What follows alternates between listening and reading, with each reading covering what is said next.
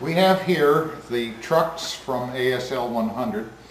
These are built by the American Locomotive Company, something that Laconia contracted for. Possibly they didn't have a heavy enough truck that they were making in their own shops. We've tried to find some literature on them. We have a Laconia or a American Locomotive Company catalog, but it doesn't show exactly this type of truck. But we're going to have to assume that that's what they are. Now we've taken the motors out of these. Each truck has two motors, and as you can see they're connected by gears. This is a gear which is pressed on the axle, and then there's a small pinion that goes on the motor that runs against it. The motor sits here. These are the bearing seats. There's a brass bearing that sits here, and then the motor rests on that, and the back of the motor goes in this area. There's a bar that goes across called a suspension bar, and you can see there's springs under here, so when the motor starts up it has a little bit of a cushion and doesn't jerk.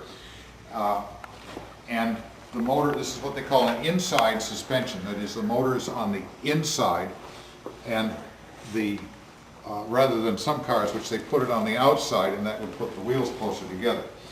And the reason they put it on the inside is so that you have a long wheelbase, and the motors don't have to have terribly long leads to connect them to the up in the body. The motors themselves are now taken out, and we'll look at those later on to see what we found. What we found in this area was quite good.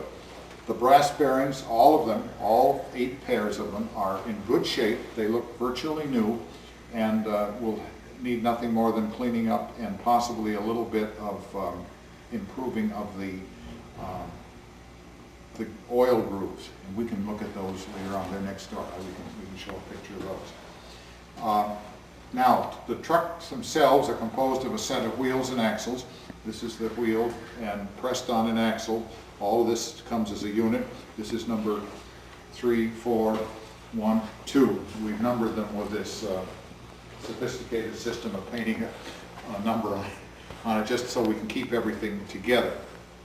What we will ultimately do will be to lift the frame up, take the wheels out, and put them in storage, putting rust coating on the journal, these polished surfaces, so that they don't rust and get rough. There's also a journal surface inside of that journal box, which is in the end.